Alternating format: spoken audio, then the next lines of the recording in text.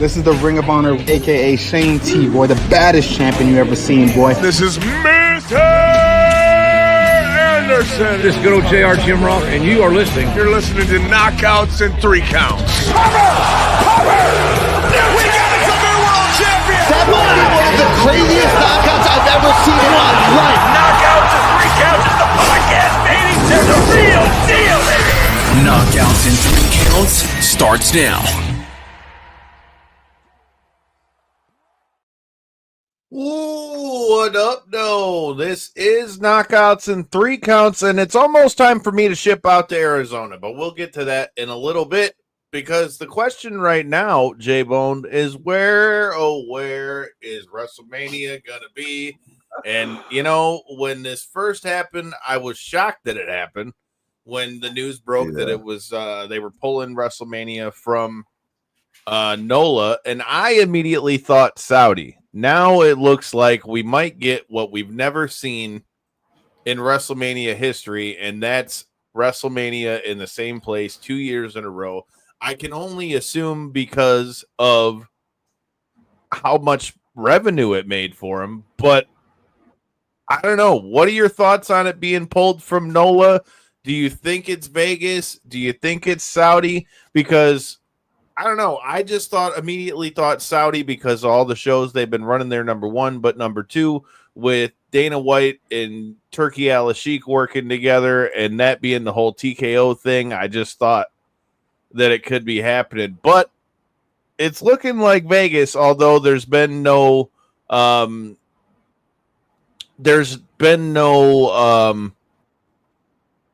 don't know what you call it, like official announcement. But what'd you think about this? Shout out to Boza. We got you in the comments over here. Says, part of me wasn't shocked. If you follow the news, New Orleans hasn't had a great 2025. Terrorism reporter gets murdered. 10 inmates escape jail. You know, when you put it like that, look, man.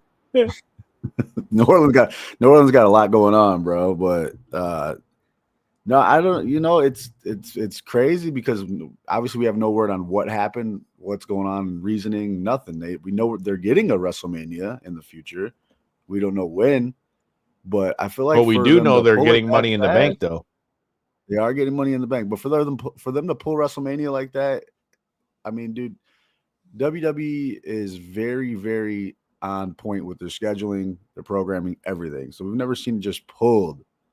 So there's got to be legit reasoning. And if it's a money thing, if we're going to go money route, it's going to be in Saudi, dude. Because let's face it, they got all the money in the world. They might as well just print money forever.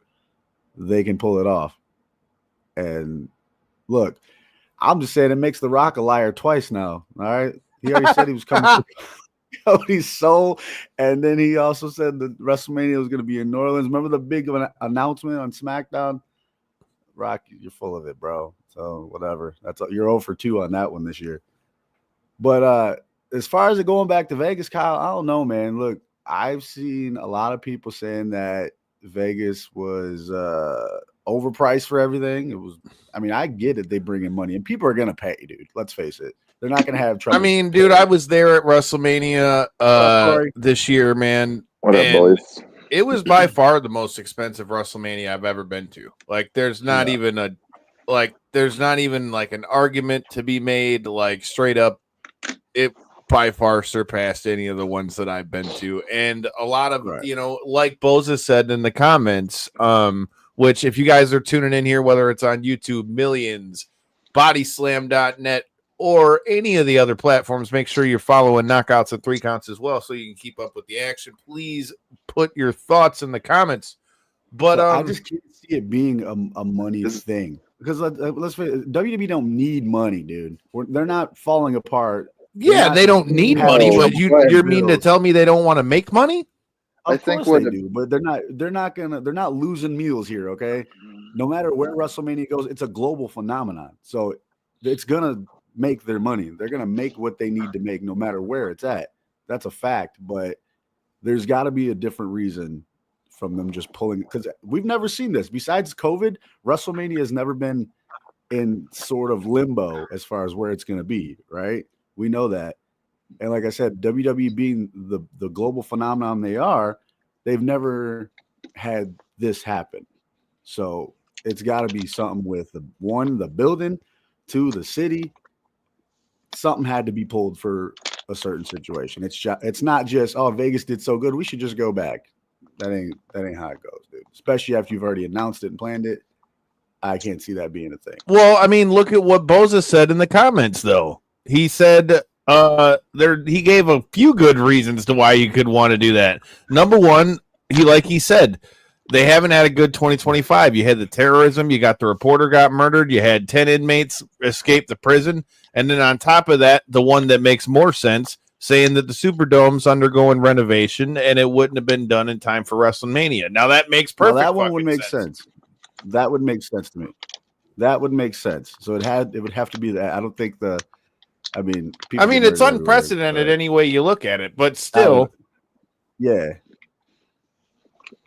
I just don't feel like, come on. I mean, people, they plan this shit out for forever before anything. So yeah, but how do we know they didn't just say, how do we know that it wasn't something where it was just like, New Orleans told them we don't think we should have any issue with it? Or, from what, shout out to our guys. If you guys are watching us on bodyslam.net, they say it's a substantial offer for it to go back to Vegas. How do we know that Vegas didn't make so much money that they went back and said, we need that shit to come back again this year because we need to make some money? You're telling me that's not a viable answer when we're talking about Las Vegas of all places?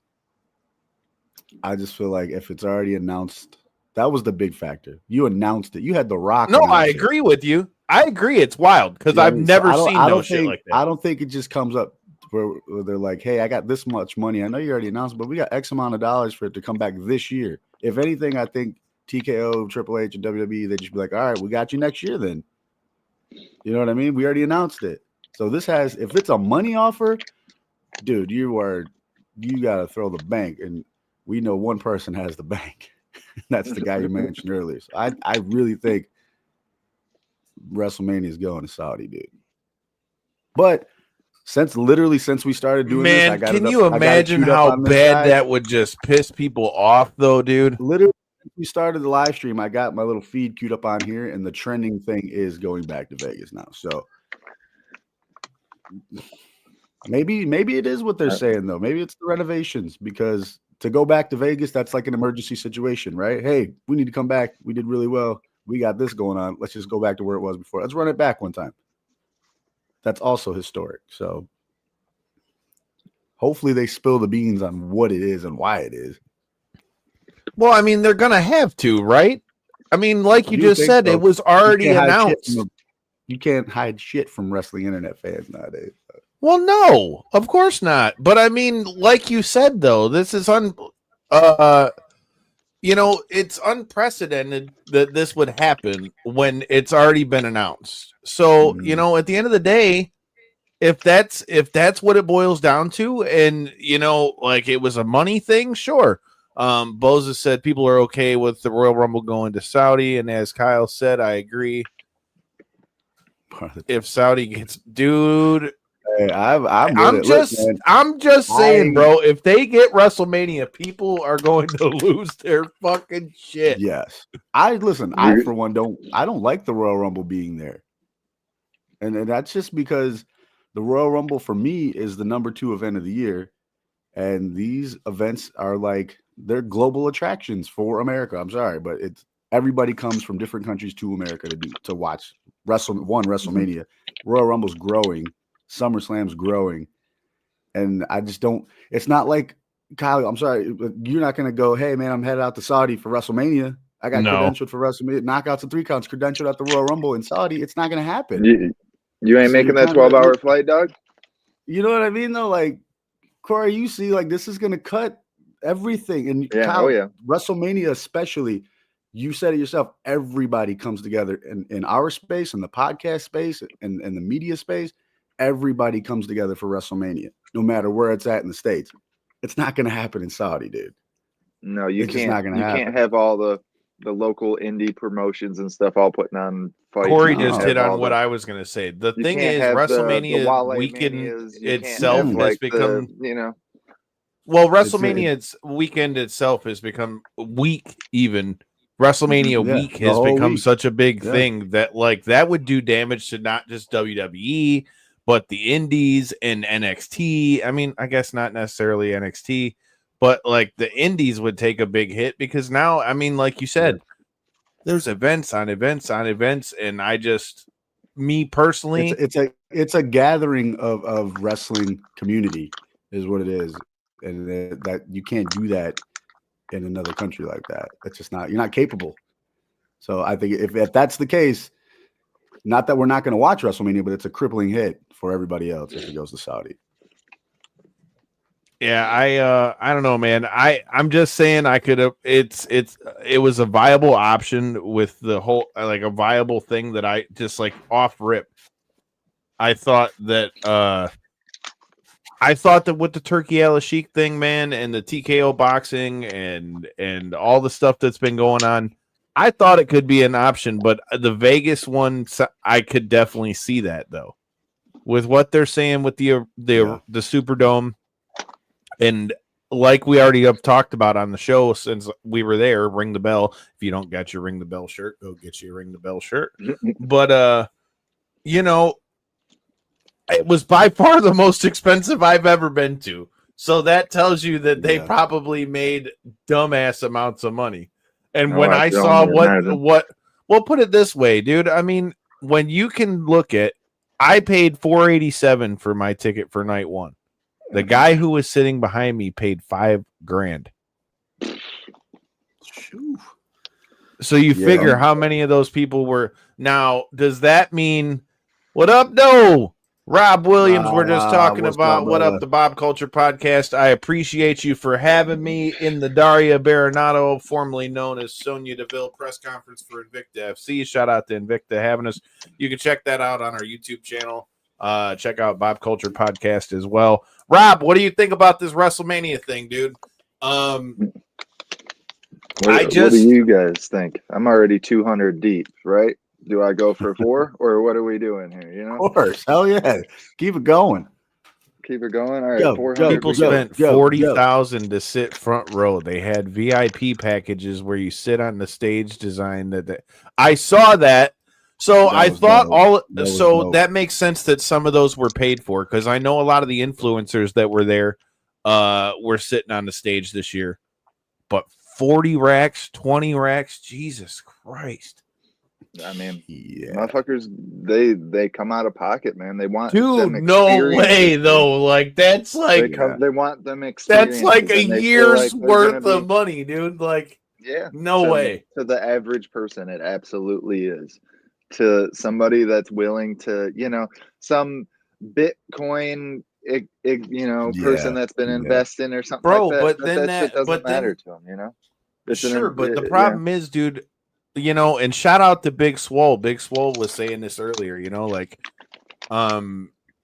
wrestling was always made for the common man. Like that was always the thing. Like, and if it's from its roots is for the common man. And if it keeps going this way, you're going to price yourself out of your regular family being able to go to WrestleMania, dude. Yeah, but you can. There's such a simple answer, right? Because it's being brought up so many times in the MMA sphere as well. It's TKO. It's the fact that this is now a shareholders. Hey, so was I. Ring the bell, Rob. I got to get you a shirt. both wrestling and MMA are shareholder sports now. They're not. They're not doing what's best for the sport. They're not doing what's best for the fans. Are not doing what's best for building things. They're literally worried about lining their investors' pockets and continuing, economical growth ever forward. That's literally the only parameter. So yeah, would it surprise me that they might switch things up to go to Vegas? Because like you say, Kyle, it's arguably the biggest money they've probably made maybe ever from a they already confirmed it. Yeah, And that's the thing is, I think no matter where they go next year, they're going to continue unless something drastic happens and people just stop showing up or something along those lines. We're going to see the continual growth. Like, I mean, we didn't really cover it too much on this show, but you know, that UFC Montreal, that last pay-per-view, that the ticket prices had continued to plunder and stuff like that for that event. Yeah, they were still $300, $400, $500 for decent seats, though. At the end of the day, it's like that's still an astronomical amount of money. And Kyle, like you say, Kyle, you walked away what, $450 or something? You said, and that's because you game planned. You did everything you could to possibly save $1. You bought the ticket the day of or the day before. You did everything. You were already on site, flew out there, got a hotel, and you just played the game because you knew it would save you a couple bucks. Other than that, like you said, you were paying $4,000, $5,000 for some seats like that. So to me, it's all about lining essentially the wrong people's pockets, man. Yeah. There was to have been a Tampa takeover to compete with Double or Nothing Saturday to Tuesday, but it's Saturday to Monday Boza, if I'm not mistaken, I don't think they're not canceling Battleground. They canceled the taping there. So they canceled the taping, I believe, and put the taping at the Performance Center. As far as I know, the pay-per-view is still going down as planned. It was the taping that got moved to the Performance Center. Am I right? So I wonder how long before they're gonna drop like a hint or a new location. Like there's got to be something because the world's watching. Oh, dude, right it's now. going to be within the next day or so. I mean, like I said, this has never happened where it was fully like out there. Like it was announced. Yeah. This is the date. They put the dates. It was this day and this day. This first time that's ever happened. So not that I think that they're in like a panic or anything, but I would imagine how much hope they give us a detailed reason. Please. I was just about to say though, I don't think you're going to get a detailed answer. I think you're going to get how much detail they want to give you. Yeah. When in and reality, I'm sorry, man. I know us Detroiters are really pulling for WrestleMania here in the D again, but it ain't coming to Detroit. It ain't coming, man. I'm sorry. It ain't. Nah. With the way the process is now and bidding on WrestleMania and the structure of the city growth and all that stuff, like it ain't coming here. I understand how big of an economic opportunity it is to host an event like that. I completely understand it. But realistically, I'd rather see that money invested elsewhere throughout the state than offering, trillion or billion dollar. It's going to take the Lions to win the Super Bowl, bro. Yeah. Once we win that Super Bowl. Hey, Boza, you stop it. You stop it. Don't go down Corey's train of Downer Betty over here. God damn it. We need WrestleMania. Hey, Debbie Downer and this motherfucker, dude. I'm trying to get WrestleMania back to Detroit, and this guy's like, oh no, stay away from Detroit. Look, we're just being real over here. I know it's not coming here this year, but he's putting it into the universe that it ain't coming here. Like we shouldn't. Detroit doesn't need it. Man, that's the best chance you're going to get is something big coming because the Super Bowl sure as fuck ain't never coming here again. Not in February. I can agree with what Rob said. I think Indianapolis when? On the table. 20 years ago? I think Indy could be on the table for WrestleMania, though. If we're just pivoting here, I wouldn't think Indy's off the table. Well, and that's what Rob said. Rob said... They've been playing. Rob said you got to throw Indy into the mix because didn't they say when they announced the Royal Rumble thing that it was supposed to be Royal Rumble in a future WrestleMania? Yeah. Yep. I mean, I would be okay with Indy because I could drive to Indy. If we're just pivoting because of certain situation, then yeah, Indy's definitely a viable spot for it. I mean, like I said, I can get down with. I can Kyle, get down. Would you rather with see it go back to Vegas though? Would you rather see them do the two years in a row thing back to Vegas, or would you rather it be somewhere? I mean, I had a damn good time in Vegas. I'm not gonna lie, but for the sheer like expensiveness of how much it was and stuff like that, like.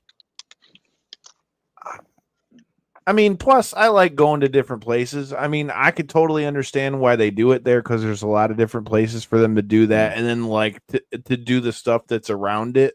Like in terms of you figure like they had the WrestleMania After Dark thing at all the nightclubs and shit where they had different people showing up there every night. Right. You had the Remix Rumble. Like, I mean, not that they won't do that in other cities, you know what I mean? But like Vegas is kind of like that kind of spot for like the nightlife type stuff. And, Right. you know, to the point that we're making here, I think it has more to do with the fact they just made a lot of money there. And, Yeah. you know, that Vegas presents a lot of opportunities for that to happen. The other front runner I was seeing on the internet was Minnesota, because they've been rumored to have a Mania coming there real soon, and then obviously London, the other one. I just, unless Minnesota just threw them an assload of money, I really think it's either Vegas or Saudi. I'd like it to be Indy. I'd like it to be Indy, to be honest. The Saudi one would be a wild one for sure. I just feel like that would cause a lot of shit. Like, I'm just saying. What, Saudi? If it went to Saudi, that would cause a lot of problems. Yeah, I mean, especially considering we're open the road to WrestleMania with the Royal Rumble in Saudi already. And like I said, don't get me wrong, there's still decent events over there. It's not the event that I'm concerned with. It's what we do in the podcast space. It's the independent wrestling companies that build around these shows. You know what I mean? You're crippling it. So that's my only gripe, I guess, about it. Still gonna watch it. And you know what? Royal Rumble here, when we do our little party, it's probably gonna be at what, noon now? Yeah, it'll be in the middle of the day. Although I'm not gonna hold you though. That's not such a bad. I feel like that wouldn't be the worst thing in the world. I don't think that'd be the worst thing in the world for it to be in the middle of the day, given how long it goes. But I mean, at least now it's only about 4 hours, you know. Corey be drinking Red Stripes at noon. We'll be fine. Sounds like a party to me, boys. Noon on a Saturday.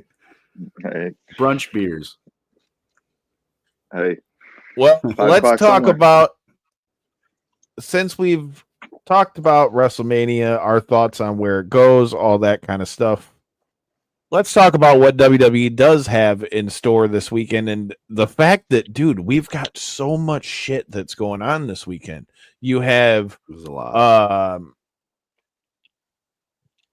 That you've got NXT Battleground, and you got Saturday Night Main Event where John Cena is going to take on R-Truth, which I love that that's happening in 2025. I just want that out on the record.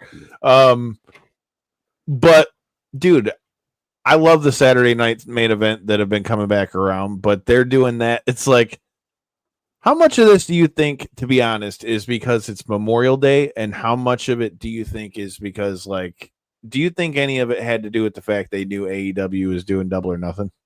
Yeah, I do. Look, man, they can act like it's not there all they want. You don't have to talk about it. We can act like they don't exist, but people are out there doing it. Come on. I mean, we know they got an event this weekend, so the fact that we're just building around it with other events was WWE essentially got what, 3 other events, right? You got NXT Battleground, Saturday Night's Main Event, and then TNA, which is ultimately. But does that really count as WWE though? I mean, you got NXT guys on the card. You got Trick Williams on there.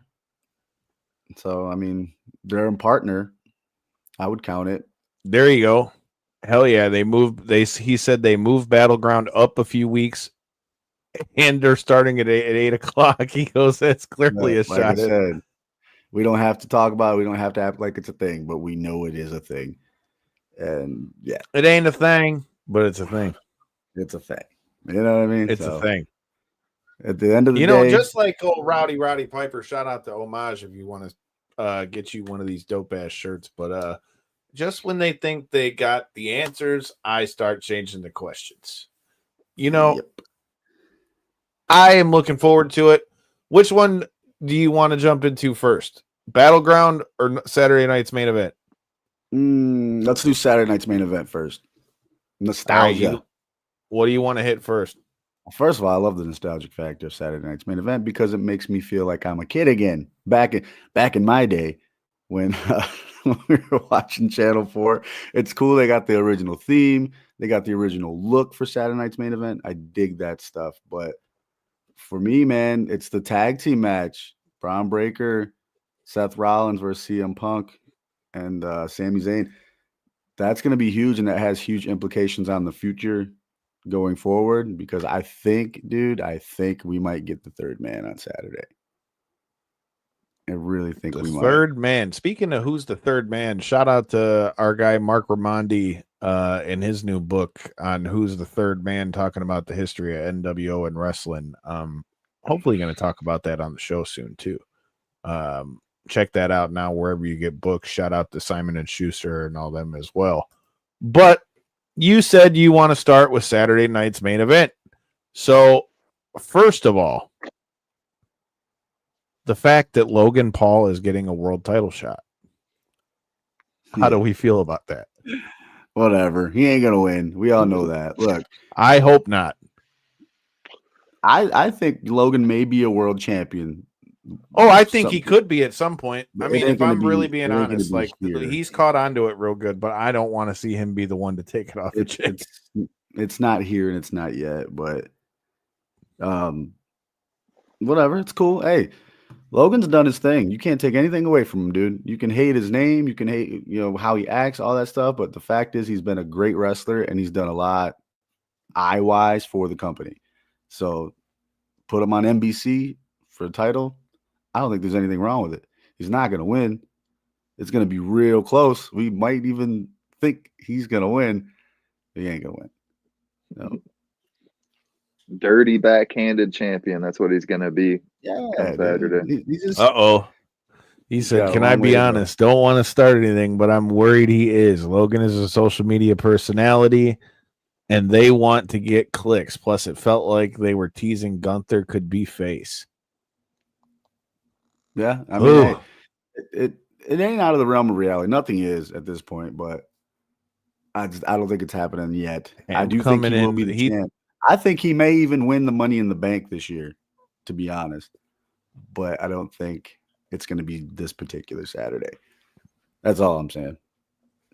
But in the future, 100%, he's going to be holding that title because the social media world will just explode once he's holding it. Hamp coming in, he said what if he thinks that New Orleans wanted him to lower the ticket prices? I don't know about that one because I feel like everywhere the tickets have been kind of crazy right now. Like, I mean, Lions tickets went through the roof when we got good. Pistons tickets went through the roof when we went to the playoffs. Yeah. And I would imagine they want to make the most money that they can. You know what I mean? Like, it just goes back to it's already been announced. We've already announced it. I've seen people on Twitter X saying, hey, I've already bought my hotel. I've already reserved this and that. You know what I'm saying? Like, it has been announced. So for them to go back, it's got to be an emergency situation. Something had to have happened, man. I don't know. Hopefully, like I said, we'll see what happens. But make a pick. Do you think Logan Paul's taking this belt here or what? No. Main event, Jey Uso retains. I think so too, man. I hope so. I just don't. I fully agree that I think he'll be world champ at some point. I just don't think it's right now. Yeah. CM Punk and Sami Zayn versus Seth Rollins and Braun Breaker. Is Sami Zayn the third man? And who wins this tag match?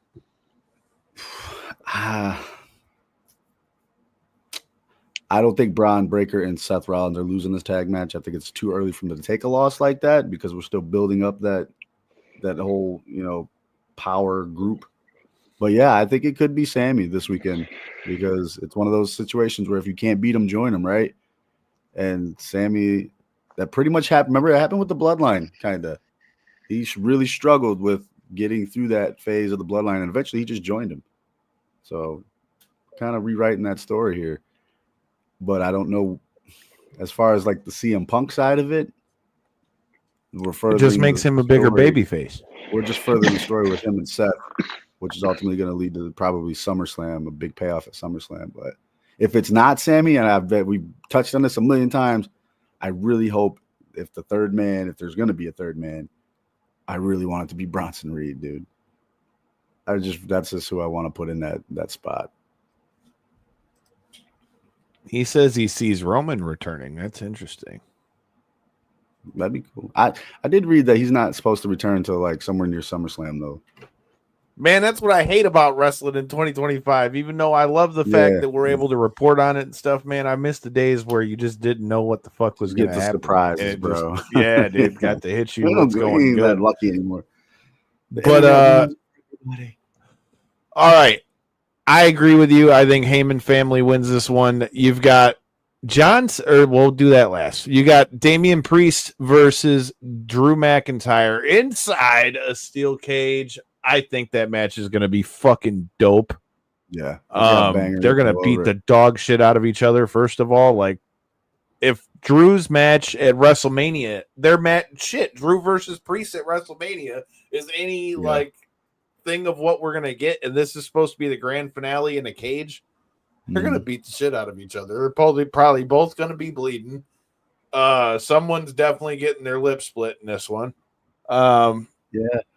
Well, I mean, but it's on NBC. I don't know how far are we able to go on network television? Yeah, that's a good point. Not to be a downer here, but hey, it's also on Peacock, and that's a paying service. So who knows? And they do that on the pay-per-view all the time. True. So maybe they just don't show it live on NBC then. Maybe they just turn the screen black and white. Like hell yeah, send us back to the 1970s. Let's get it. I'm with it. Let's get it. Take us back to the superstar Billy Graham days.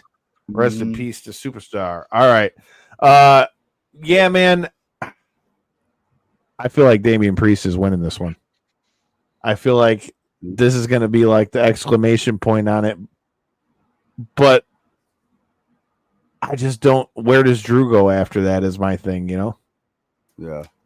See, I'm the other way on it, though. I think Drew's taking it. So we can split this one. This is good. This is good for the show.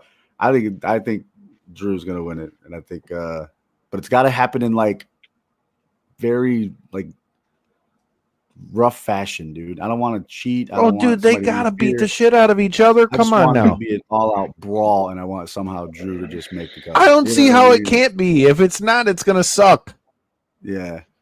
Yeah, I mean, depending on what direction are they both going? Because these are two guys that are kind of like, I don't want to say in limbo, but it's, the road ahead is kind of questionable for both of them. Money in the Bank's coming up, though, so open some doors. But my pick for that match, Drew. Okay. John Cena and R-Truth, though. He put my man through the table at the press conference. Now they're facing each other Saturday night's main event. John Cena is obviously, I would imagine, going to win this one, but what kind of chicanery do you think we're going to get in this one? Why, John? Why? Yeah, no, man. I think you were my hero, John. It's going to be one of those things, loyalty, and respect because of you. Yeah. It's a non-title match, though. So I'm thinking, like, what if we get like a roll-up pin or like whoever John Cena's next? Good point. And it's not for the belt, too.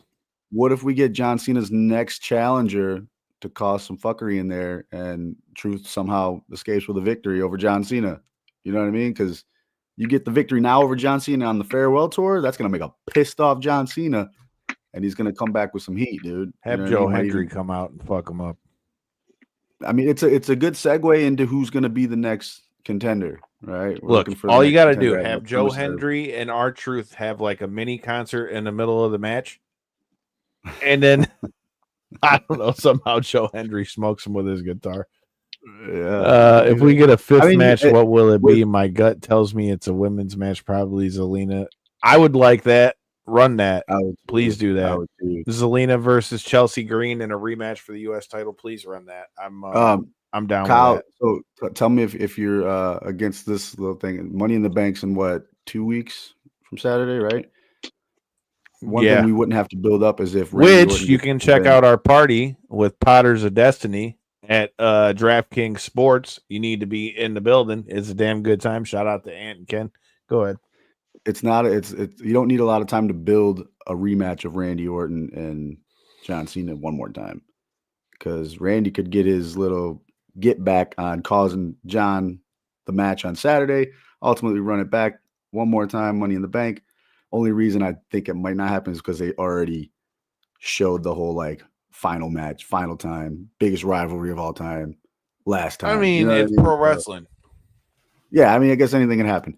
But for a 2-week build, I feel like we wouldn't have to build that much to get one more match out of that. So maybe. Yeah, I could see I do that. like the and idea I'm- of Truth winning, though, since it's a non-title match. I I was gonna idea of say, Truth with it winning. being a non-title now, I could see that. I could totally see that. With it, if it was for the title, hell no. It could but- even, honestly, this could be a good way to reintroduce Cody Rhodes back into the mix. Maybe Cody causes John Cena to lose the match. It Fuck is yeah. NBC. I'm You cool want with your that biggest too. star on TV at some point. I could mean, be a build that's to one SummerSlam. thing I was going to bring up too. It's been a minute since we've seen Cody Rhodes on TV too, and he went from being like the biggest star, shaking hands, kissing babies, and now is has been incognito. So yeah, I could see that. I think who do you think wins? Are you going Truth or Cena? Dude, look, if we were gambling on this is like a plus 5,000. So I'm throwing the money on the underdog. I'm taking our Truth. Damn right. Especially with it being non-title, I'm going our Truth all the way. 65-time 24/7 champ in this bitch. Let's go. I'm talking about. Let's go. 65 times. I could be wrong, but it was Ron. a lot of times. Let's go, Ron. I hope he brings Fuck little yeah. Jimmy with him. Where's little Jimmy? Little Jimmy could fuck over John Cena, and then you got a whole new T-shirt. Yeah. John Cena Better takes watch out for takes little the Jimmy. Low blow, the invisible low blow. So it's the summer of little Jimmy is what you're trying to tell me. But you know what else it's the summer of? The UFC has mentioned a whole bunch more fights. I'm still hoping that they kind of bring ticket prices down too, but you've got Merab versus Sean O'Malley, you've got Ilia Topuria versus Charles Oliveira, you got Max Holloway versus Dustin Poirier, you got DDP versus Chimaev, you've got our guy Jamal Hill getting back in there, but those are your main ones for the most part. Out of Corey, what you just listed, which one excites you guys the most? I want to start there. For the future of the division, Topuria Oliveira. For which one I think is going to be the most fucking fun to watch, Poirier Holloway all the way.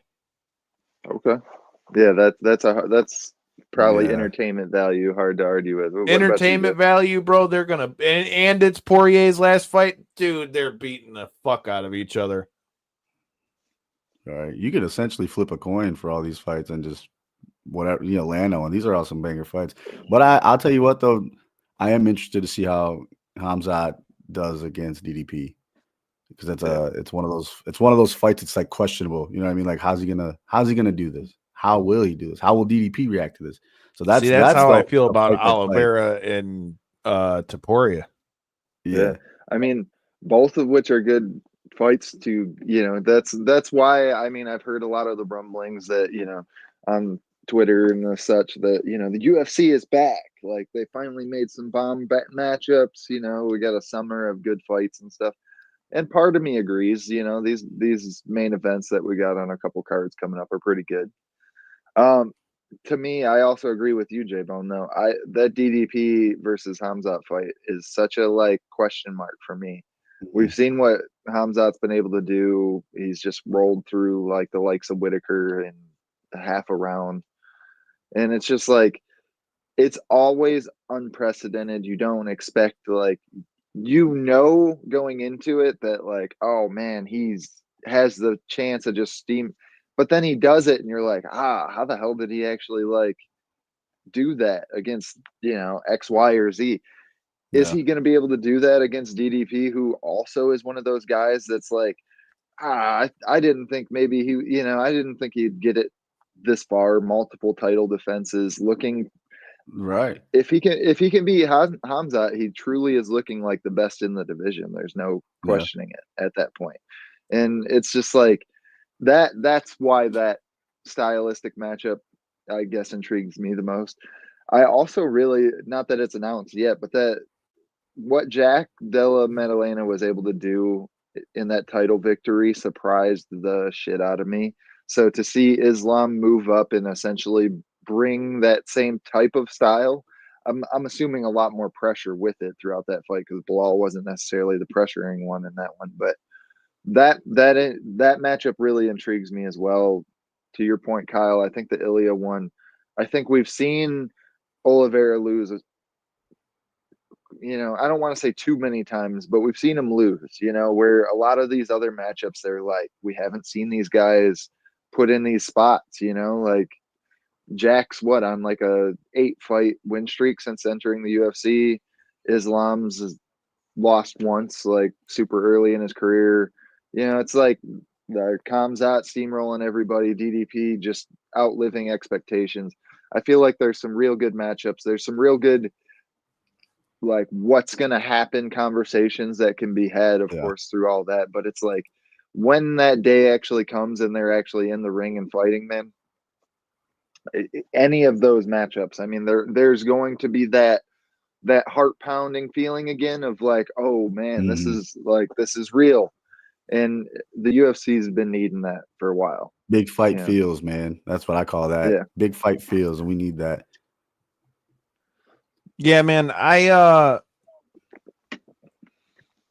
Like I said, I agree with that, because I feel like the last few UFCs haven't really had the cachet to them that didn't give you the jitters, I mean, I don't ever really expect all the pay-per-views to necessarily give me jitters, but at the same time, like, for paying as much money as you got to pay to watch them, it's different with WWE. Yeah. WWE, all you got to do is have a Peacock subscription, man. Like, you got to pay $80 every time for those. Yeah. If people got to put money out of pocket, I want to be able to see, and it doesn't mean that the event itself might not deliver, but when you're talking about putting that much stuff on there, I want to see the best possible stuff put out on the marquee. For sure, agreed. Well, I don't know if you can do it real quick, but I mean, since we're on that conversation, if you could pull up International Fight Week, because they had that bigger announcement for what that card was. What's your guys' thoughts on it? Because I feel like besides the Ilia Topuria and Charles Oliveira, and if I'm not mistaken, the co-main event was Kai. You got Kai Kara France and Pantoja. Yeah. You got Benil versus Mike Hano. You got Manel Kopp versus Brandon Royval. Paulo Costa versus Kopolov. Hermanson versus RoboCop. What I'm getting at is that for that, all the luster of that being essentially the WrestleMania of UFC pay-per-views throughout the year. I think it's a dope ass card, but no, I think the fight that needed to be on that shit was John Jones and Tom Aspinall, but who knows if that's going to happen. I mean, even if you just added some more high intrigue, fight fan, the type of fighters that, whether it be the young fans or the hardcores or whatever it be, are actually behind, like maybe the O'Malley's of the world. Maybe you move that Merab fight to there. Maybe like the Raul Rosas, maybe you put him in a big matchup or something. I feel like there's just a couple. It seems like it still has filler for this being like the prestige card of the year, at least in my opinion. Yeah, man. Like I said, I just wish it kind of had some more steam to it. But like I said, I think Holloway Poirier is going to be everything you could want it to be. To be honest, banger. Yeah, I really don't know who. That's going to be hard to compete with. I was going to say, dude, I really don't know who to pick in that one, to be honest, because both guys have been through wars. On one hand, part of you wants to say, okay, Poirier's on his way out, but you got to remember how long, Holloway's been fighting in the wars that he's been in as well. And once he makes his walk out to the cage, I know he, lost in that knockout fight to Ilia, but it'll be almost a year in between fights once he makes that walk again. So he'll have plenty of Is there questions of his Yeah, own? but how Like, much does that was he affect able? him too? With That's how active Holloway used to be too. that's what I was just gonna say. It poses more to the storyline of what version are we gonna see? Is it a rested, well calculated version of Max who's been training for The 8 same months, can be said knowing? though about Poirier though, Oh, because Poirier absolutely, ain't fought in absolutely. a hot minute too. I mean, don't get me wrong, this is the perfect style fight for a guy like Dustin Poirier. Yeah. But and Boza, dude, I appreciate all the comments, dude. It feels Yeah, like dude, UFC he's killing it in the 318 is a comments. one fight show outside of Dustin Poirier's farewell. I could see that. And I mean, and to your point, they probably would do amazing fucking numbers with that if they put that on TV because people know that fight's going to be money. Could you imagine if they actually did something like that? It would, though. That would be a huge moment for the sport if you were able to do. I know 2-3 years ago they were doing like 1 or 2 or 3 of the ABC cards throughout the year. If they were able to do something like that and put on, it's not necessarily a title bout, even though I believe it's the BMF officially. It's not. It of course is going to be a well-selling pay-per-view, I'm sure, but it's one of those moments where you could really build the sport off of some really good fights, I'm sure, on that card. And to your point, the main event, there's almost no way that won't deliver, right? I mean, it's almost physically impossible. So I mean, I don't know, man. There's so much. I like the fights where you don't know who's going to win because, like, to be honest with you, I think Merab beats O'Malley again. I think we see a lot more of what we saw in the first fight. Okay. Honestly, I do. I mean, and that's no disrespect to O'Malley, but I mean, he's going to have to get really good takedown defense in order to be able to stop that. Good. I think it. Well, I don't think that was the biggest issue. It wasn't that he was taken down. He couldn't, whether he was getting taken down or being pinned against the fence, he couldn't stay out at range long enough to be able to hit him. And if I'm not mistaken, I believe it was Mighty Mouse's episode with Sean O'Malley's coach, Tim Welsh, where he said, if he can't win this fight, he'll have basically had 10 rounds to try to knock him out in this one. In this matchup between the two guys. So to me, I feel like the fight that we've seen in that first one wasn't quite as far off as maybe like memory plays back, because it was one of those like, Merab's, but the takedowns weren't necessarily successful. If he was able to just stir up a knee or two in there to kind of break up the pressure, I feel like that fight might be closer with all of the footage that he can now go back on from the first fight and review to see things he can change. Not saying Merab's not also in that same boat, but I feel like Merab's a lot less, he's a lot less calculated. He's a lot less like by the numbers. He's just pressure and unrelentingness that always gets him through the fights, where I feel like somebody like Sean, who has a 5-round footage on, how your guys' fight style plays out against each other, I feel like actually could make a difference. Yeah, man, we're going to have to see what it is. For everybody who's watching on Body Slam, I know that they've got their TNA recap that's going to be coming on here in a minute, so you guys may miss some of the show here because we got a little bit of a late start. But like I said, man, it's going to be interesting to see how that plays out. To be honest with you, like I said, that's just how I see that fight, but I still pick Merab to win that one. But as far as Ilia and Charles Oliveira, that might be the most intriguing matchup for me because, Ilia was touted as this big submission guy. I don't know that he's going to be able to submit a guy like Charles Oliveira. Ilia's also been knocking people the fuck out, but Charles Oliveira can take damage and knock people out. I think this fight comes down to Charles Oliveira being able to weather the storm and not get finished early by Topuria, because he's going to come at him hard. I don't even think it's a early thing or anything like that, man.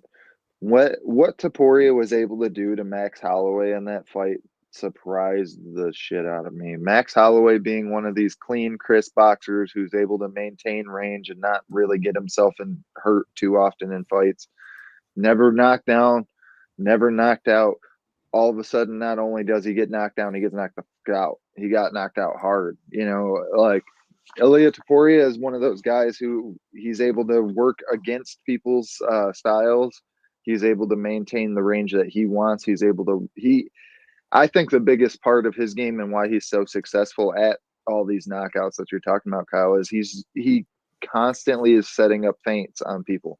He's making them react to things that aren't even coming, and then once you've reacted 4 times, are you going to bite again, or are you going to eat this overhand right because you didn't react? You know what I mean? And we've seen that so many times from him in his fights, and the angles he's able to pull on people. Like I say, what he was able to do in that Max fight really surprised me, and it would truly surprise me if Charles Oliveira was to go in there and beat him. I really feel like it's one of those, like, yeah, is Topuria maybe not as good on the ground? Maybe not, but we've seen him, to your point, Kyle, like his whole earlier UFC runs was just domination on the ground. His ability to find submissions, his ability to control people and stuff like that. So I don't think take the fight there, but I think he could definitely hang if he had to. I think that's potentially the most dangerous spot. Charles Oliveira definitely able to get people out of there with his hands and his striking ability and stuff like that. But I feel like when you're talking about who's more dangerous, who's able to control range, and who's Charles Oliveira is very blitzing and very just like in your face with his striking, because he almost wants you to fall into him or him fall into you, and you guys end up in a takedown grappling scenario where you can look for a submission attempt. I feel like you start doing that and Ilia Topuria cuts a quick right and just comes over cross. Yeah, it's I just feel like it's a bad night for Charles Oliveira on this fight. Charlie Olives. Yeah, old Charlie Olives. And it's not like we haven't seen this much younger in his career, and I used to kind of hold it against him, honestly, but now looking back on it, I feel like we saw a good glimpse of him. Ilia Topuria, like 5 years ago or some shit, took a fight at 55. So he already fought at this weight class. He already got a win. He did get knocked down in that fight, but he fought through it. And that, like I say, was much younger in his career. And to see where he was able to deal with the guys of bigger size, I feel like if he was able to do it at a less skilled version of himself, I feel like this current version of himself is going to be very hard to beat in that title fight. Yeah, man, Topuria is a killer. There's no way to really put that. I mean, I like Charlie Olives in this one, but I feel like this is going to really show us how good Topuria really is. Yeah. Because if he loses this fight, then he don't got nowhere to be talking. I mean, this one's for the vacant title, but then what? So then he's going to have to fight his way through 55. Now, if he comes in and just destroys Oliveira, then okay, you can say that he's right there. But I think regardless of who wins this fight, it's going to leave both guys in a spot where it's like, Bella, go outside, dude. I seen Arman Sarukian was calling out Paddy Pimblett. What are your guys' thoughts on that being the potential next title contender matchup? Look, I can't go against Paddy anymore. Is he at that level already? Look, man, I like Paddy's fighting ways, but I've kind of went against him every fight.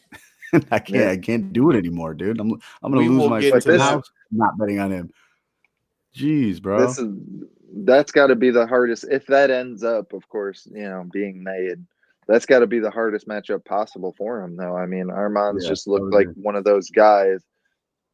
Like we were just saying with Ilia, like knockout ability to take fights down to the ground, control it there, find submissions even.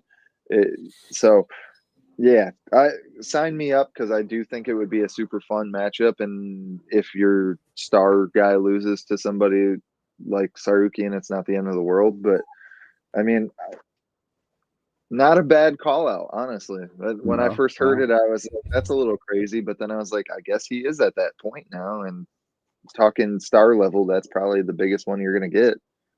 Yeah, for sure. Definitely. Well, we'll get back to that one in a little bit because we've still got a bunch of shit to cover as far as AEW before we get out of here because I'm headed to Phoenix on Saturday. Shout out to AEW for having us. You got AEW Double or Nothing in what, in my opinion, is a very big pay-per-view for them. I feel like AEW really needs to knock this one out of the park. I don't know that we're going to get a new world champion in this one, but I feel like AEW really needs to. I just feel like they really got to come out swinging. I feel like they've been putting together some good shows, including the one that we had here in Detroit. And Anarchy in the Arena is going to be nuts. I hope that they got some music playing like they did, like back the New Jack style, like they did with Wild Thing when the last one happened. And I hope they tear that bitch up in Arizona, dude. That was awesome. That was a fun time. What are you thinking about Double or Nothing, J-Bone? I'm looking at the card here. So is there not a world titles match? Yeah, it's John Moxley John Moxley, no, because John Moxley's in Anarchy in the Arena. I don't see a world title match. No title. No, because he just faced Joe in the cage, remember? Okay, yeah. So essentially the main event is Hangman Adam Page versus Will Ospreay. Is what it's looking like. Well, that's what they were talking about that on Dynamite, that they're trying to pine for that to be the main event. I think that's probably going to be how it plays out, being that that's the final of the Owen Hart tournament too. Yeah, the Owen Hart Cup final, right? Yeah, and the winner gets the title shot. Yeah, that would make total sense. It's just then. So does Anarchy in the Arena start the show? That's tough. No, I wouldn't start it with that because that's just. But how do you do that before? How do you do that and then have a world title match though? I don't know because once again it's also hard to follow. Because they're gonna tear that bitch apart.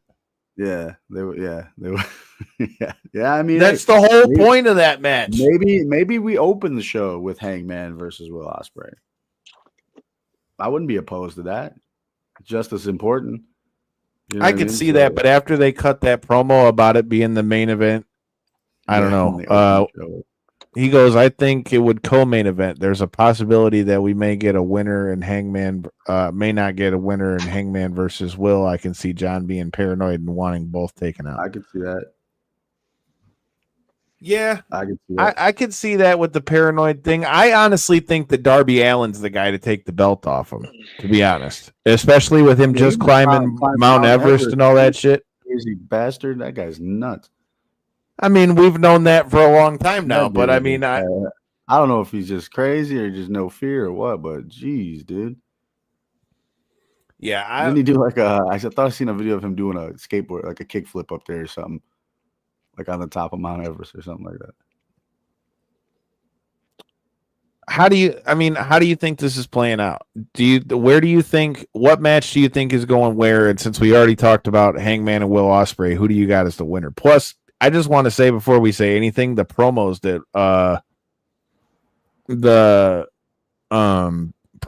Will Ospreay's been cutting have been nuts. Which shout out to our guys at 3NT Wrestling Podcast. They're going to be interviewing Will Ospreay, so shout out to Danny. But go ahead. I just, man, it's now that we mention it like that, it's hard to.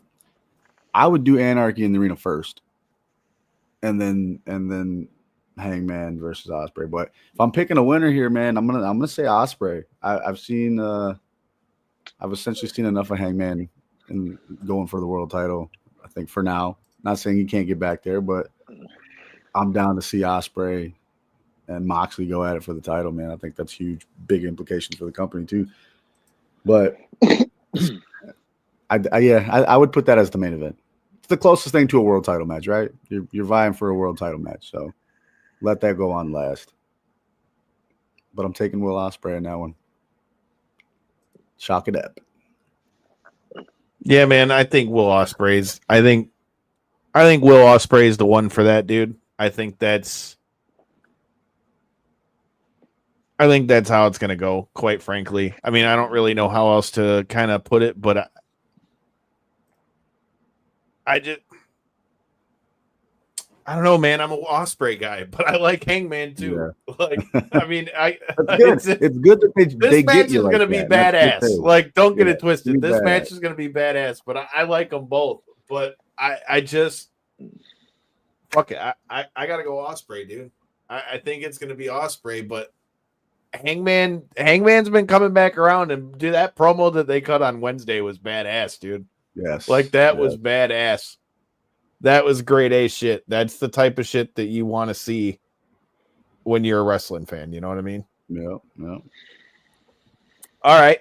So we've talked about anarchy in the arena. So do you think the team with Swerve and them are going to win, or do you think it's going to be the Bucks and the Death Riders? Yeah. Look, Kenny Omega and Swerve, that's like an all-star team, but I think this night, I think the Bucks and the Death Riders are going to somehow pull it off. And, hey, Moxley's got the experience here, dude. You know what I mean? Moxley's an OG when it comes to anarchy in the arena. So I'm taking Death Riders and the Bucks. Do you think, I mean, only thing is, part of me kind of feels like the Death Riders thing has kind of like ran its course in a lot of ways, dude. Think so? Like, no, I can see that. I kind of feel like they gotta lose. I feel like, because okay, I got it here in front of me. So you've got Kenny Omega, Swerve Strickland, Willow Nightingale, and the Ops, Samoa Joe, Powerhouse Hobbs, and Shibata versus Death Riders, John Moxley, Claudio Marina, and Wheeler, the Young Bucks. I mean, I think it's going to be badass, but I think... Oh, it's going to be. I do hope they keep the music on this time. Dude, it's fucking badass, and it reminds me of ECW. Please do that. Awesome. But I think Kenny Omega and them are winning, bro. I really do. All right. So we're split on that one. We got to keep an eye on this stuff. Somebody needs to be keeping score. We will use this as reference. All right, Mark Briscoe versus Ricochet in a stretcher match. I got to go Ricochet, dude. I mean, I love Mark Briscoe, but I think Ricochet is getting a dub on this one. Yeah, I'm with you on that. Ricochet, he's been getting a lot of heat there, but yeah, I mean, when we were there in Detroit when he took old boy's leg, you know, but he's hot there though. You know what I mean? He's gaining the right heat right now. We love to hate him, so I think his momentum keeps going, and I say he's gonna beat Mark Briscoe. All right. Next matchup, you've got. What do you think about the heel FTR, first of all? I like it. How do you like Stokely Hathaway, though? I could do without him, to be honest. I'm not going to lie, dude. I like Stokely's work, but I could just do without him. They don't need him to be heel. You know what I mean? But I think I agree with that, but I also think that it kind of adds a little bit to it, just to that extra little fuck you with them being a heel. But I'm hoping that Adam Copeland makes a return on this one and somehow costs him the match. We can set up that. I can't not say Edge and Christian versus FTR. You know what I mean? I can't not say it like that. But I'm hoping we start steering in that direction because that's a legacy tag team match right there. That's going to be off the hook. But in that match, man, I'm taking FTR. It should be a good match, though. It's gonna be cool to see Nigel get in there and mix it up again. It's always fun. But FTR for the win somehow. Yeah, man. Only way they can lose if Edge gets involved. Adam Copeland. What is it, Cope now? It's just Cope, isn't it? It's always going to be Edge, bro. It's hard. Yeah, it's one of those things you can't not be Edge. It's always going to be Edge. But all right, dude. What are you gonna say when Edge and Christian make their tag team here? Cope and Christian? It sounds like a dip. Copenhagen, Cope and Christian. Cope and Christian. Yeah, they got my Cope and Christian in there, brother. It's just, yeah, I don't know. Big old. Coping Christian. Hell yeah, dude. I hope we got to get that before both of them gone. Both of them are gone. Like, I understand a lot of people are mad because they want them to like get away from like the WWE stuff, but dude, that's got to happen because we never thought that was even an option. So I definitely want to see it. What do we think about the match, though? And we're not even talking about the fact we're getting Nigel McGuinness again. I'm stoked that I'm going to get to see Nigel McGuinness wrestle, bro. I'm pretty pumped for that. It was cool. I love it. I like the fact that we're just bringing him out for stuff like when it ends up making sense. You know what I mean? Like, that. Like I said, I love the way that stuff plays like that. I mean, they pushed him to the limit in Detroit, man. They went right up to the commentary booth and messed with him, knocked his headset off, bullied him around. Hey, it's always good to see Nigel mix it up. That's a tough bastard too. Hell yeah, man. I'm with that, dude. I think that's going to be a good match. I think FTR wins though. You got the Hurt Syndicate versus the Sons of Texas, Dustin Rhodes and Sammy Guevara. I think the Hurt Syndicate's getting the dub here. But do you think we're going to get Cedric Alexander? Well, I say too much, but yeah, I do. I think we're going to add a layer there. And it remains to be seen if MJF is anywhere around too. You know what I mean? So they have to win. There's too much going on for them. Well, MJF's part of the Hurt Syndicate now. They already said that. It's already done. Right. Like we'll see why we add into that story. Like we'll see how it plays out. But I would love to see Cedric Alexander involved on this particular match for tons of reasons. But yeah, Hurt Syndicate for the win.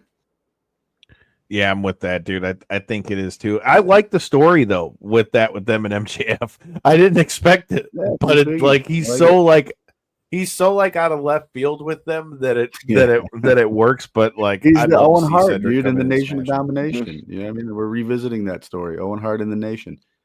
That's what it is. Wrestling comes full circle with history like that. Hell yeah! And then you got Timeless Toni Storm, which, oh my God, her promos have been nuts. What'd you think of her promo in Detroit, dude? How did Lily like that one? Gold, bro. That chick is on fire with her promos and her wrestling. She's killing it. Timeless, dude. Her promos crack me up, bro. I could watch them over and over. Like amazing. But there ain't no way she's losing this match. I'll tell you that. With her momentum right now, momentum matters. She's taking that dub for sure. What did she say? Yeah. This champ is still the champ. I think Toni Storm wins too, man. But I'm a fan of Mina Shirakawa as well. You've got Okada versus Speedball Mike Bailey, bitch.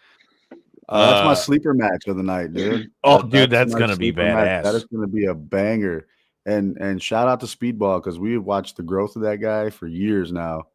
And he's such a nice dude. Great guy. And against Okada on AEW pay-per-view, dude, hats off to him. Like I said, God, we've watched him grow for years now. And good for him. Very happy for him. That's my sleeper match of the night. That's gonna be a banger. That's one you'll probably be talking about at the end of the show. Like, that was good. Hell yeah, dude. And then you've got Adam Cole, Kyle O'Reilly, and Roderick Strong versus the Don Callis family of Konosuke Takeshita, Kyle Fletcher, and Josh Alexander. Oh, dude. I'm taking Undisputed Era. That name is so much better than Paragon, but I don't know why they couldn't just still be the Undisputed Kingdom, but something, right? Just keep it. They were the Undisputed Kingdom. Why did we change it? Right. I don't know though. I'm gonna go the opposite way. Even though I love all three of them guys, bro, I think Don Callis family is winning this one. Well, Don Callis is a motherfucker because he might be the wild card. I'm just saying he's a motherfucker, and Kyle Fletcher is on a roll. Yes, Kyle Fletcher is on a roll. So this is the one I think momentum matters too, like we always talk about. So I'm with you on this one. Don Callis. Yeah, that's how we have picked AEW Double or Nothing. I am looking forward to it. Once again, shout out to AEW. I'm going to be in the press conference for that one. That's going to be dope. J-Bone, last but not least, you have the NXT Battleground, bro.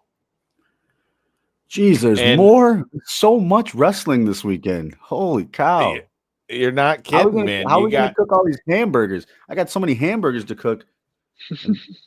What are we putting on the hamburgers? Look, man, nothing beats Memorial Day weekend in wrestling. Actually, something could beat it is if there was a UFC fight this weekend. That'd be cool. But it is what it is. I just don't know how we're going to be able to watch it all because this shit's going to all be going on like simultaneous. This is when you got to have all those streaming services. You know, we always like, damn, we pay so much for all these streaming services. Now you got to have it because you ain't going to catch it all. Maybe that's what they're doing. You put it all at the same time, you can't watch it all. Unless you're me and have 3 TVs in your living room and your dining room. I'm going to be watching all of it. Flipping burgers. I'm trying to see what time is this going to be starting though. So NXT is going to be on. Oh, so it's going head to head with them motherfuckers. Oh, wow. Yeah. Well, then we know that I will be watching Battleground on Monday because I'm going to be a little preoccupied with AEW in the press conference. But with that being said, you've got. Let's get to. We'll just go through these matches. You got Oba Femi. Well, that's the main event. We'll start from the bottom and work our way up. You got Hank and Tank defending the belts against past guests of the show, Josh Briggs. It's Hank and Tank and Josh Briggs, excuse me, versus the culling of Brooks Jensen, Nico Vance, and Sean Spears with Izzy Dame. Josh Briggs is our boy, bro, but I hate to say it. I think that Sean Spears and his boys are going to get the dub. Yeah, I agree with you. Momentum is a thing, like we said. Sean Spears, I like what he's doing in NXT though, man. He was one of those guys that was kind of like floating out there in the wrestling space. We didn't really know. Remember when he left AEW and was like, what's gonna happen? When he showed up on NXT, he's been doing really well. So it's good to see him in that position. But I'm with you. What is it? What's their name? The Culling? I hate that though. Yeah. That's horrible. I hate that. Come on, man. There used to be a game a couple of years ago that was called The Culling.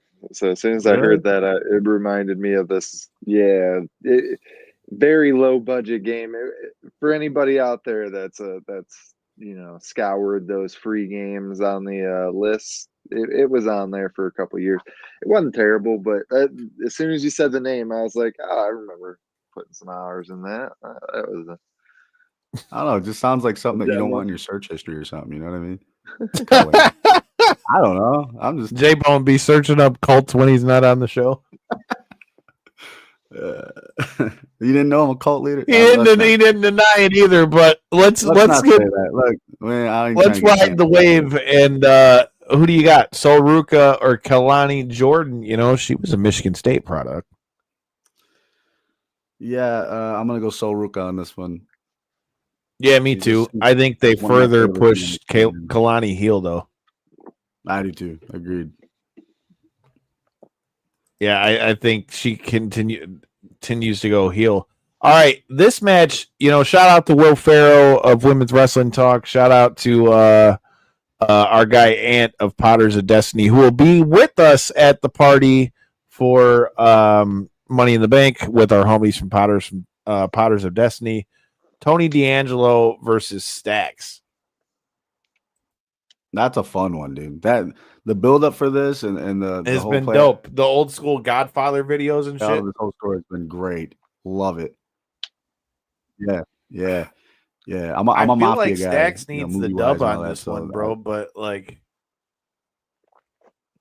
I do too, and I think the whole family's gonna turn. I really do. I think the whole fam is going to turn on Tony D'Angelo. Because remember, we haven't seen Rizzo or any of them, and he said he knew where the safe house is. I'm with you. I think Stacks is winning this one. Yeah, I think Stacks is the new head of the family, and the whole family turns on Tony. No vote of confidence. You know what I mean? It's a movie. We're watching a mafia movie here, and you know what happens to the big time mob boss at the end of the movie? Turned on. and he gets whacked. So he's getting whacked off on at NXT Battleground. This guy just said he's right on getting TV like that. Sorry. That's a on. clip. He said he's getting whacked off on. What the fuck? Must be after 10 o'clock. He said he thinks Tony wins, but Stacks leaves getting the last laugh. I could see that. All right. Now you've got say his name, but Joe Hendry's probably not going to show up here in studio. But Joe Hendry, who you can check out our chat with him from Bound for Glory, versus Trick Williams for the TNA World Championship on a WWE pay-per-view. That's crazy, isn't it? That's crazy. To even What say times that do we out live loud. in where another company's world championship's being defended on their pay-per-view, even if it is Yeah. NXT? Yeah, it's crazy. It's crazy to say. Joe Hendry's got to win, dude. I would think so. Yeah. But I mean, what if Trick becomes the first WWE guy to win a TNA belt? But could be. I feel like Joe don't. needs to win though. Yeah, no, I'm with you. I can't see it happening, but it's not out of the realm of reality. But you also got to realize the night before, Friday night, we have TNA Under Siege, and they are actually competing in a tag team match. So it's almost like a 2-night story for these guys. You know what I mean? Then I think Trick and them are winning the tag match at Under Siege, and I think Joe wins. Joe wins. And I think Joe wins. So Trick wins on TNA. Joe wins on NXT. Joe has to win. I want to say Trick because they're building this Santana to get a world title shot. Yeah. I think Trick gets a dub at TNA, and then Joe gets the dub back at NXT. Man, we still got TNA as well. And then you got Stephanie Vicker versus Jordan Grace, which I've loved the build up for this. That's going to be badass. This might be the sleeper match of this card. This is going to be a great title fucking match, banger, dude. Probably, yeah, I'll have my eyes on this match for many reasons. I'm just saying, Kyle, you know what I'm talking about. You know what I'm talking about. I know Booker T's excited. Talking about shuck it, duck it, quack, quack. But I'm gonna say Stephanie Vicker, her momentum from between NXT and Raw right now, dude, she's on fire. So I don't. The only thing I could see is if Jordan Grace wins this, then Stephanie is done with NXT and she's going to Raw. That's kind of what I was thinking, dude. If that's the case, then I could see her losing here and just jumping straight to Raw. But with the way she's been moving back and forth, like I said, her momentum, and dude, they've been moving the title around a lot. Yeah. I don't know. Hey, I think Jordan Grace is on fire too. She clearly deserves to be. That's why I think Jordan Grace is going to win, and they're going to say that Stephanie Vicker has been too distracted. Could be. I'm not going to say that. I'm going to say Stephanie Vicker, but because I want to see her and that Worlds Collide with the title. You know what I mean? We're going to be doing cross stuff with AAA the weekend of Money in the Bank. So I'd love to see her with the gold still when that comes about. So Stephanie Vicker for me. All right. So we're split. Now that puts us to our main event, Oba Femi versus Miles Bourne. Now I've loved the way they've built up Miles Bourne. I love the fact that he's leaning into the fact that he's deaf and all that. I think it's dope. I give him mad props for the promos too, because the promos have been good too. I honestly don't know what we were going to get out of that, but I feel like the promo that he cut on Tuesday made me want to see him win. But I think Oba Femi kills him. Yeah, this is like an underdog thing for Miles Bourne. You want to see the underdog. He's going to put on a hell of a show, but I think Oba Femi's going to eat him eventually. This is one of those matches where he don't have to win to get over. You know what I mean? He's clearly a future star there. But Oba Femi's a monster, bro. And I think he retains on this night. That's a big, bad motherfucker. You ever met him in person, Kyle? How tall is he? Do you know? What's his height? He's like 6'6", bro, or something like that. 6'6", 310, dude. 6'6", 310 pounds. That's insane. Yeah. Big boy. That's And a he's big dude. It knocked the piss out of you too. He's the ruler for sure, man. Like I said, it's gonna be nuts, dude. I'm looking forward to all of that stuff. We've also got TNA that's going down. We don't got time to go through all of that as well. Oh, I just seen Joseph's comment on the side. I said that too, with Stephanie holding that title with the AAA thing, Worlds Collide in June. Yeah, that'd be a good point. I totally forgot that. Shout out and then the thing with Jasper Troy won less LFG season 1 caused the fact, and HBK said it. I like that, dude. I think Oba wins, but I like the idea of Jasper Troy being involved in that. You got TNA going down as well, dude. This is going to be breaking news. Yeah, they were talking about that. Ace Austin has left TNA after 6 years, and the 8-person match that's going down at Under Siege has a mystery partner when the Rascals, who are both past guests of this show, and Indy Hartwell meet Order 4 tomorrow. Well, dude, I've got it up here now, and it's crazy, but even with the the WWE acquisition of TNA, there's still been a lot of people leaving TNA. Even if it's just to AEW, like think about it. Josh Alexander went over there. Jordan Grace went to WWE. Ace Austin's leaving TNA. They got a lot of people leaving up out of there, dude. But TNA is going to be jam-packed. You got Steve Macklin, Matt Cardona, Ash by Elegance, and Heather by Elegance defending the tag titles. You got Mike Santana versus past guests of the show, AJ Francis and KC Navarro. You got Nick Nemeth and Ryan Nemeth defending against the Hardy Boys, and face the Nick Nemeth and Ryan Nemeth versus Matt Hardy and Leon Slater, because Jeff Hardy can't make it to this event. I almost said the Hardy Boys. You got Eddie Edwards versus Cody Deaner, Masha Slamovich versus Victoria Crawford, or formerly known as Alicia Fox.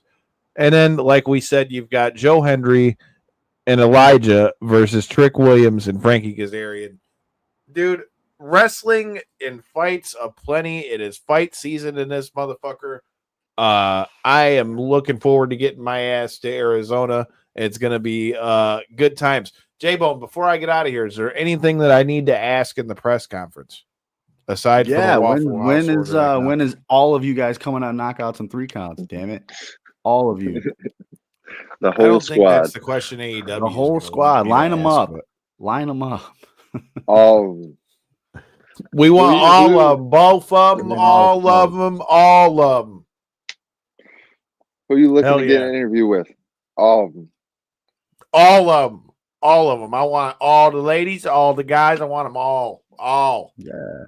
Shout out to AEW, but it's going to be a damn good time. I'm looking forward to seeing Mega Ran. I'm looking forward to seeing, I'm going to see my boy Chris. That him and I have literally known each other since like the 2nd grade. So it's going to be a damn good time out there. Shout out to Derek from the Steel Cage. I'm going to run into him and T Call, who's got a new joint out, Double or Nothing. So much going on this week. What a time to be a wrestling fan. What a time to be a fight fan. There's all kinds of stuff coming our way. Make sure you check out Knockouts 3 Counts and stay tuned. We have a major guest on Tuesday. Heard that? I said major guest. We're going to have a big guest on Tuesday. Big shit. You need to make sure that you guys are, if you guys are tuning into AEW Double or Nothing, you got to make sure, check out that press conference. You might see a familiar face. I might even do my hair for you. But with that being said, dude, it's been a good night, good fight. It is fight season in this bitch. Let's make it happen. Peace. Take care. Brush your hair. Kyle.